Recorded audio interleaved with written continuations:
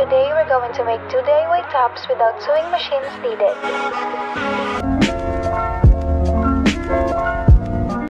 I found this old kid's chest and decided to use it. First, we're going to cut it in the middle and use the skirt part as our first top. I measured 11 inches and used the excess fabric as the strap. Since my sewing machine is currently broken, I just sewed it manually and that's it.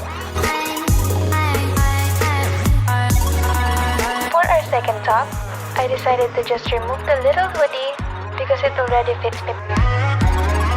And that's it. Thank you guys for watching and don't forget to like and subscribe.